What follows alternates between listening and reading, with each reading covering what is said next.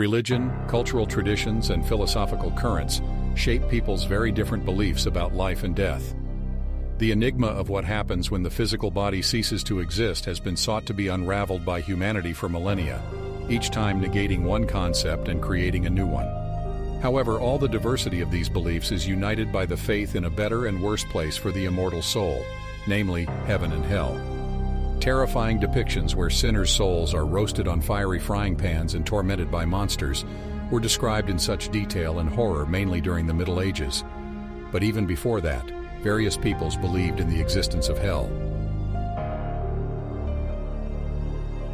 Niflheim is a rather unique representation of the underworld in Scandinavian and Germanic cultures.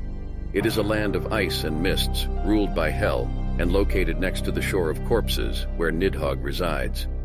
Nidhogg is a gigantic serpent that feeds on the dead. Among the 9 worlds of Norse Germanic mythology, Niflheim is considered the deepest and darkest of all, and myths claim that the earth was created when the icy land of Niflheim and the fiery Muspelheim came together. This realm serves as the home for the sinful, and also acts as an anchor for Yggdrasil, the world tree, which holds the entire universe. Hel became the ruler of the dead after being banished from Asgard, as she was the daughter of Loki. The souls that end up in Niflheim, thanks to Hel's messenger Hermod, experience constant suffering. Tuonela. Pre-Christian Finnish tribes believed that the souls of the deceased arrived at the shores of the river Tuoni and then were transported to Tuonela by the servant of death, Tuoni. Unlike most other underworlds on this list, Tuonela was largely a grim continuation of life on Earth. Those who journeyed to Tuonela had to bring some belongings to survive there. It was even allowed to receive visitors who wanted to visit their deceased relatives, although such a trip was dangerous and often fatal. The river Tuoni, which was filled with poisonous snakes, was particularly treacherous along the way.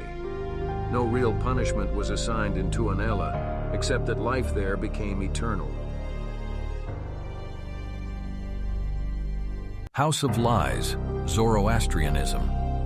According to Zoroastrian religion, the first thing a soul encounters after death is the Chinvat Bridge, which separates the world of the living and the dead. The bridge is thinner than a hair and sharper than a blade, guarded by 2 four-eyed dogs. Souls are then judged based on their actions in life. If the bad deeds outweigh the good, the bridge appears on one side, taking the soul to the underworld.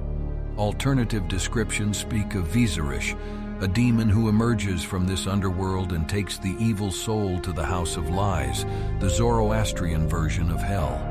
The House of Lies is described as a place of repulsive filth, where people are served spoiled food and constantly tormented for their deeds. The demons of the House of Lies number in the hundreds, each representing a specific sin. For example, Apeosha is a demon of drought and thirst, while Zyrika is a demon who creates poisons.